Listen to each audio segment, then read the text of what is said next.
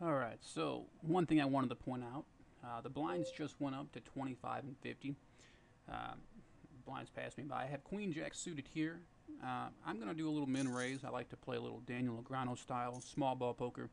I'm on the button, so I have the best position, and I like my hand here. Now, wow, and I just flopped a flush with it. So my goal is to keep this guy in the hand. I'm going to just min bet it with 50 because I believe it's almost impossible for him to fold that. Turn card is good. It doesn't change anything. I really don't think that there's a chance that he has a hand that could even really beat me. I'm going to increase my bet. I'm going to take it up to 130, just a third of the pot roughly, because I want to keep him invested. I want him to stay interested in this pot if he thinks he has any chance of winning. Maybe the small bet may even entice a raise, which would be great. I mean, I'm not going to fold this hand, but well, that bet takes it down. So now I'm up to 1650. Like I said, I did lose a little bit of chips when those blinds passed me by. Um, so I'm back to being patient again. Um, I did want to mention a little bit for you guys if you're not such an experienced poker player. Like I said before, I do want to try and talk a little in depth about poker, and I also want to talk about it as for the people who are less experienced as well, so I can give them an idea on how to play just as well as the people who know what they're doing. Um, so let's go a little over the basics of this tournament here. Uh, like I said, there's 62 tournaments in this, or 62 players in this tournament.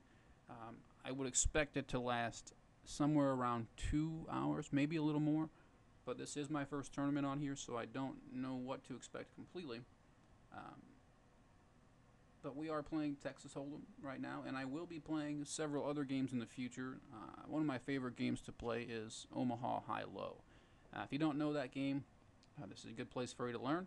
I will be talking about those hands in depth as well as Texas Hold'em. I'm starting off this one because this is the most common game. People play Texas Hold'em in the casinos, and it's the most popular as well. When you go to the casino and let's say there's 20 tables in the poker room, um, 18 out of the 20 are going to be reserved for Texas Hold'em, while two of them may be a 7-card stud or an Omaha high-low game or some variation of those games. But typically, Texas Hold'em is the most commonly played game. So here we are playing this game. Uh, in Texas Hold'em, I know this is one of the most televised games, so a lot of people already know how to play. But uh, I feel the need to talk about the basics of it so much. In Texas Hold'em, everybody is dealt 2 cards. Your goal at the end of the hand is to make a 5-card hand using any combination of your 2 cards and the 5 cards that are on the board. Those 5 cards that come out on the board are the community cards that everyone can share. So your 2 cards in your hand, which here I had a 3-7. I would have flopped, which the 3 cards that come out in the middle, that's called the flop. So there's a round of betting to begin with,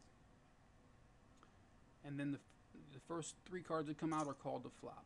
So if I would have played this hand, which it would have been a bad play, I would have flopped a pair of threes. And I really wouldn't have much confidence in my hand because there's an ace out there and I just have a shitty hand. So that's pretty much self-explanatory. But that would have been my 5-card hand. Ace 4 3 3 7 with a pair of threes. 6 7 I'm not going to play. So yeah. Anyways, everybody's dealt two down cards. There's a round of betting between each round. Um, and there's a lot of things that go into play with just pre-flop action.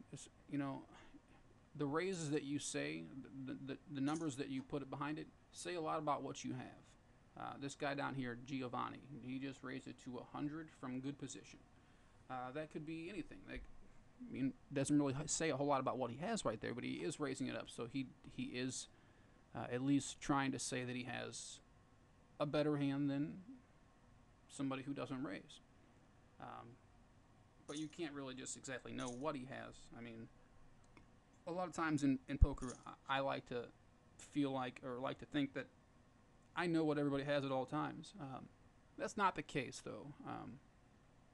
You never know truly what somebody has, but you can have a very good idea of poker, or of what they have in poker. And I think that's a lot. That's about a lot of where the debate comes from of whether or not poker is considered a sport or if it's considered gambling, because you can become very good at poker to where you are better than 99% of the people who play. And to me, that's a sport, because if I can, become so knowledgeable on a sport with my experience, and I can walk into a casino and beat anybody who plays poker, that to me you have to oh, hold up. King 10 of diamonds. I'm in the worst position here. I'm first to act. And why this is the worst position is because I have to act first. All these people get to see what I did first. So if I would have raised, they would know that I have a stronger hand. I limp in here because I like my hand. I mean, I'm out of position, and a lot of people would even throw this hand away from this position. But the table's not too aggressive. There's not a whole lot of raises going on, so I'm going to try and see it for minimum. I did flop top pair, which is good. I'm confident that I have a good hand. Again, I'm going to just bet min 50 because I want them to stay in. They're the blinds, so the chances that they have anything are slim. So I take it down, and I'm up to 1750. So I think I'm going to go ahead and make this into the another segment, and I will pick up if I have any more hands.